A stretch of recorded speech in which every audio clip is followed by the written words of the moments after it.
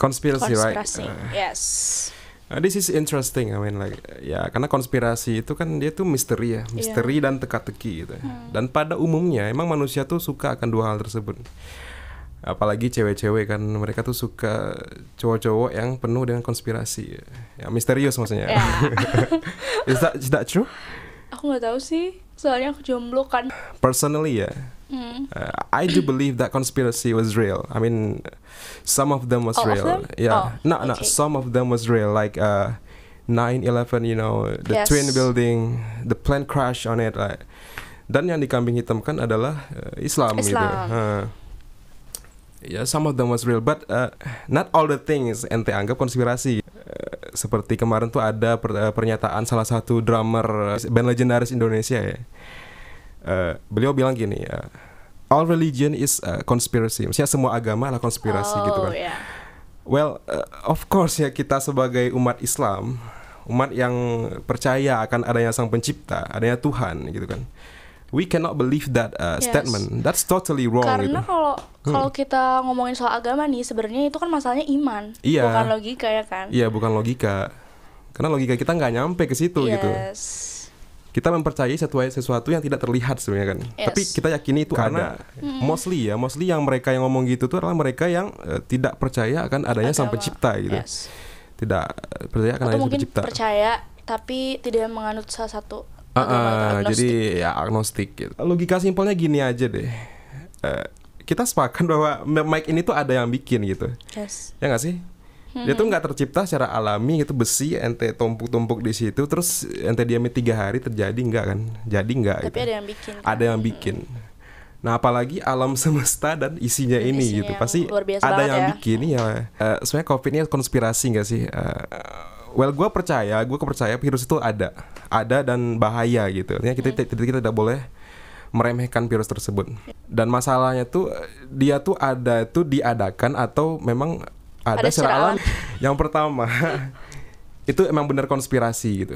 Maksudnya ya human made gitu. Emang benar konspirasi. Yang kedua, virus ini tuh emang muncul secara alami tapi ditunggangi oleh sebagian kaum tadi. Nah, ditambah lagi dengan beberapa berita-berita yang bikin pikiran kita tuh jadi liar gitu kan. Kayak kemarin tuh aneh pernah baca berita jadi salah satu dokter di Tiongkok itu yang bekerja di Amerika, katanya dia tuh udah hampir menemukan si resepi makanan kali ya.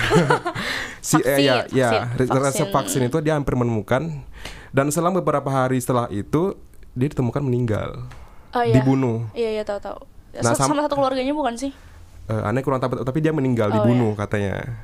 Nah, sama satu lagi yang pas ada salah satu pemimpin Afrika gitu, dia tuh ngasih sampel ke laboratorium itu bukan human sample, tapi kayak tumbuh-tumbuhan, hewan, tapi dikasih nama manusia gitu.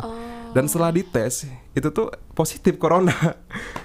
Iya, positif loh. Iya, Di tumbuhan tuh positif corona. Kata dia tuh ini pasti ada sesuatu yang terjadi. Nah, jadi hal-hal yang kayak gitu tuh yang bikin orang-orang tuh makin yakin, kayaknya ini itu emang konspirasi deh. Lah menurut ente gimana coba? Sebenarnya kayak aku masih bodoh banget gitu kan, kayak masih anak SMA. Dan pandangan aku nih sebagai pembaca dan penonton setianya si Judge gitu kan, kayak konspirasi yang bikin aku percaya apa coba? Apa? Ini tuh terjadi setiap 100 tahun sekali kan. Nah, itu yang bikin aku mikir. Yang katanya bener. Buat mengontrol populasi di bumi, orang di bumi. Make sense juga sih, karena kayak udah padat banget gitu loh. Tapi kadang percaya, kadang enggak. Dan kalaupun emang konspirasi, gak harus kita jadi kayak keluarga pakai masker. Jangan sampai diremehin gitu loh. Karena gimana kasihan tenaga medis gitu, mereka udah berjuang gitu kan. Iya, jadi kayak apa ya? Maksudnya aku setengah-setengah gitu deh. Aku gak bisa menentukan sikap soal ini, apa aku harus percaya atau enggak. Kita tuh percaya ada, tapi kita gak boleh ngeremehin juga gitu. Iya, kita gak boleh terlalu parno juga. Iya, dan tetap aja kita saat ini nih kita harus tetap ikut anjuran pemerintah. Tenaga medis juga. Kita jaga kebersihan, cuci tangan, jaga makanan, cuci kaki ya kan. Cuci hati. Tapi benar loh.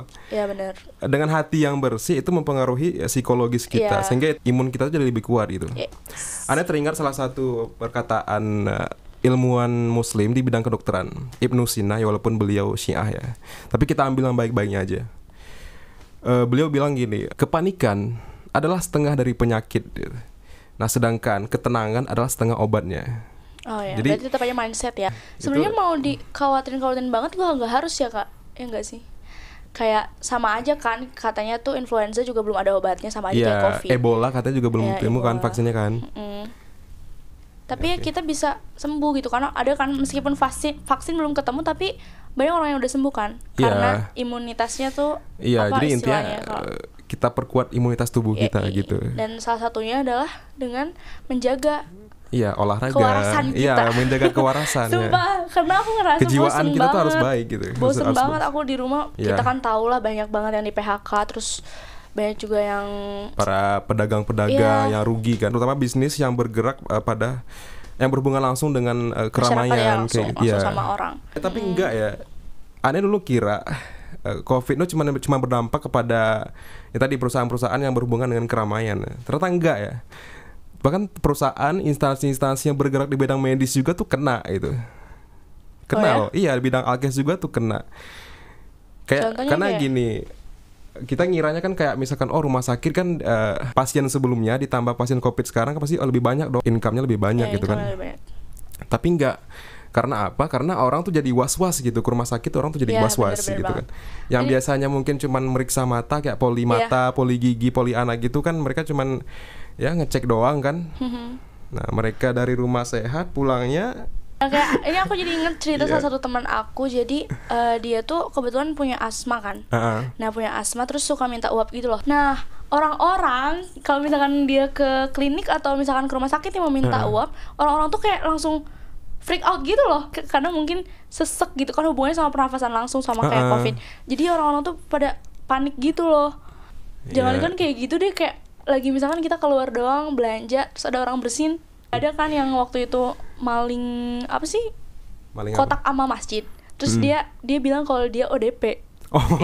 Ya bisa dijadiin modus juga kan, gue ODP nih wajah. Jadi orang-orang pada pada nggak mau kan.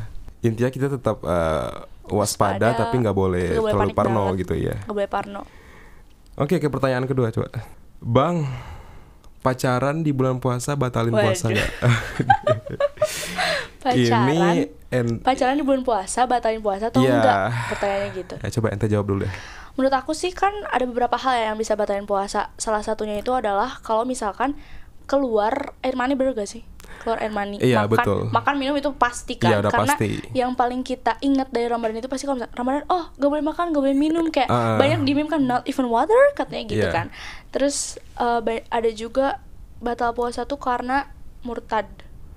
Karena udah jelas riddah, gitu kan. Karena emang salah satu syarat sahnya pun jangan kan puasa, amal-amal ente sebelumnya juga batal gitu. Gitu. Nah, lagian masanya kepikiran murtad pas puasa gitu kan. Macam puasa itu kan meningkatkan iman dan takwa. Kenapa kepikiran murtad? Kok tiba-tiba murtad gitu kan? Kan doesn't make sense gitu kan. Doesn't make sense banget. Nah, ini pertama nih, kalau misalkan pacaran itu otomatis kan haram maksudnya. Kita semua tahu lah ya. Kita semua tahu. Bahkan kayak suami istri aja boleh nih, misalkan lagi puasa nih mencium istrinya, asal dia bisa kontrol diri dia gitu loh. Intinya tidak sampai keluar air mani tadi. Nah, ini kalau pacaran balik lagi sih sebenarnya pasti ngurangin pahala sih pasti. Karena membuang-buang waktu aja, kayak tidur kelamaan pas puasa itu kan sebenarnya makruh gitu kan. Harusnya kita pas puasa tuh tidur di bulan puasa itu berpahala karena gitu. Itu bukan hadis. Itu bukan hadis. Setahu aku itu bukan hadis. Kalaupun hadis pasti kayak maudhu atau misalkan dia doif gitu hadisnya. Aku kurang tahu sih ya. Kan banyak nih dianut para pemuda-pemuda malas di sini. Nah, aku bukan aslinya, cuman jadi itu tuh kayak ibaratnya gini loh, jangan la taqrabu zina, janganlah engkau mendekati zina. Hah, mendekatinya doang? Berarti zinanya boleh dong.